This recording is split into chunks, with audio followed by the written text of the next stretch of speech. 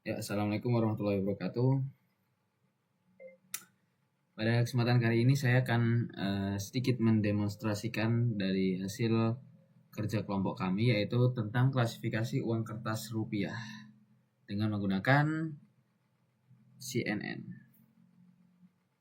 Pertama, pada bagian ini saya menginstal library tambahan yaitu split folder dan Kaggle untuk membantu pengelolaan dataset. Selanjutnya saya mengimpor berbagai library yang dibutuhkan seperti TensorFlow untuk membangun model CNN, NumPy untuk pengolahan data, Matplotlib dan Seaborn untuk visualisasi, serta Scikit-learn untuk evaluasi model. Setelah itu saya mengecek versi TensorFlow dan ketersediaan GPU agar proses pelatihan dapat berjalan lebih optimal. Terakhir, saya menetapkan nilai speed sebesar 42 untuk memastikan hasil pelatihan model tetap konsisten setiap kali kode dijalankan. Oke, setelah installasi dan import library sudah siap, selanjutnya saya mengatur untuk dataset. Ya, pada bagian ini saya mengunggah file dataset berupa format zip ke Google Colab menggunakan fitur upload. Setelah file berhasil diunggah, dataset diekstrak ke dalam folder data mentah. Terakhir saya menampilkan isi folder tersebut untuk memastikan bahwa dataset telah berhasil diekstrak dan memiliki struktur folder yang benar, yaitu setiap kelas berada dalam foldernya masing-masing. Oke, setelah selesai untuk menyeting dataset, selanjutnya saya pada bagian ini menentukan lokasi dataset yang akan digunakan selanjutnya.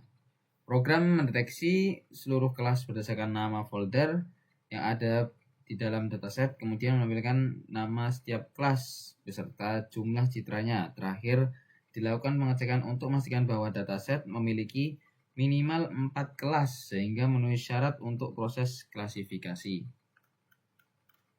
Oke, berikutnya pada bagian ini dataset dibagi menjadi 3 bagian, yaitu menggunakan library split folder, yaitu data training sebesar 70%, data validasi sebesar 15%, dan data testing sebesar 15%. Jika folder hasil pembagian sudah ada, maka folder tersebut akan dihapus terlebih dahulu agar tidak terjadi duplikasi. Setelah proses pembagian selesai, program menampilkan jumlah citra pada setiap kelas untuk masing-masing data, training, validasi, dan testing. Oke, berikutnya yaitu augmentasi data dan image generator. Ya.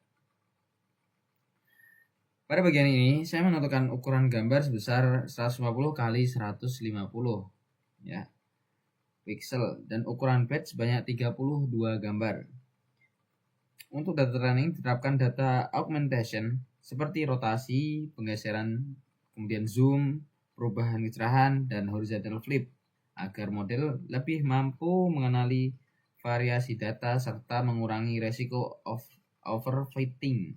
Sementara itu data validasi dan testing hanya dilakukan normalisasi nilai pixel ke rentang 0 sampai 1. Setelah dataset dimuat menggunakan flow form directory, kemudian program menampilkan jumlah kelas dan indeks masing-masing kelas yang akan digunakan dalam proses pelatihan model. Oke, berikut adalah contoh hasil dari citra dari hasil augmentasi.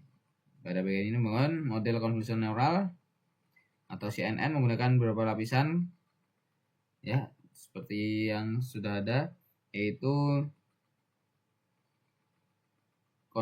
convolution, phase normalization, dan max pooling untuk mengekstraksi fitur dari gambar. Setelah itu hasil diekstraksi diratakan menggunakan flatten, dilanjutkan dengan different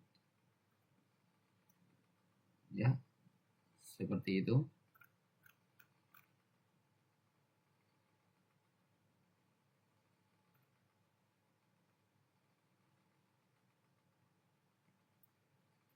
Seperti yang sudah saya ini hasilnya seperti ini.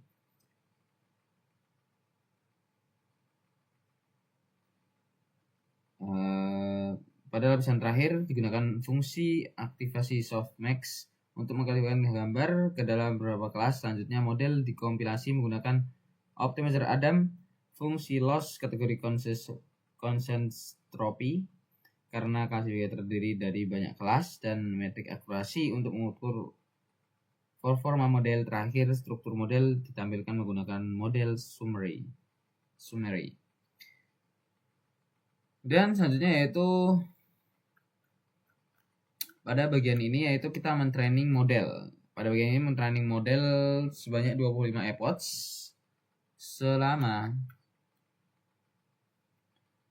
proses pelatihan digunakan beberapa callback yaitu early stopping untuk menghentikan pelatihan lebih awal jika performa validasi tidak membaik, model checkpoint untuk menyimpan model dengan akurasi validasi terbaik, dan reduce learning rate on plateau untuk menurunkan learning rate secara otomatis ketika nilai validasi loss berhenti mengalami peningkatan. Selanjutnya, model dilatih menggunakan data training dan dievaluasi pada data validasi setiap epoch. Kemudian setelah itu pada bagian ini saya mengambil riwayat hasil pelatihan model yaitu untuk evaluasi, yaitu nilai akurasi dan loss pada data training maupun validasi. Data tersebut kemudian divisualisasikan dalam bentuk grafik, ya seperti ini, dalam bentuk grafik untuk melihat perkembangan performa model pada setiap epoch. Ya, guna grafik ini yaitu membantu mengevaluasi apakah model belajar dengan baik atau mengalami overfitting setelah ditampilkan. Selain ditampilkan, grafik juga disimpan sebagai file gambar untuk dokumentasi. Jika validasi loss mulai meningkat sementara training loss tersebut menurun, maka hal tersebut merupakan indikasi bahwa model mulai mengalami overfitting. Oke, pada selanjutnya yaitu kita melakukan model uji menggunakan data testing. Di sini ya, menggunakan data testing untuk mengetahui performanya pada data yang belum pernah dilihat sebelumnya. Program menghitung dan menampilkan nilai tes akurasi serta tes loss. Selanjutnya model melakukan prediksi terhadap seluruh data uji, kemudian hasil prediksi dibandingkan dengan label sebenarnya menggunakan confusion matrix. Visualisasi ini membantu melihat jumlah prediksi yang benar maupun yang salah pada setiap kelas.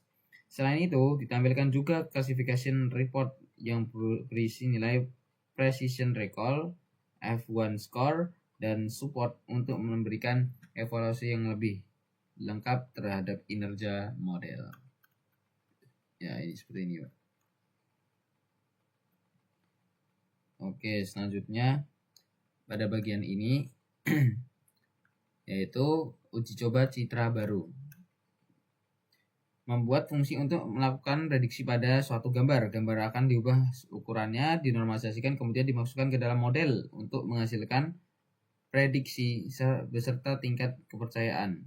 Setelah itu, program mengambil beberapa gambar secara acak dari data testing dan kemudian menampilkan hasil prediksi. Setiap gambar memperlihatkan label asli hasil prediksi model serta nilai confidence. Warna hijau menunjukkan prediksi yang benar, sedangkan warna merah menunjukkan prediksi yang salah. Hasil visualisasi ini digunakan untuk melihat kemampuan model dalam mengenali nominal uang kertas pada data uji. Ini hasilnya, yaitu prediksinya. Dan kebanyakan prediksinya sudah benar, yaitu sesuai dengan labelnya masing-masing. Dan selanjutnya yaitu kita menguji coba dari semua codingan di atas. Kita di sini menguji cobakan dengan menginput sebuah uang kertas. Kita akan coba ya apakah sudah akurat atau belum.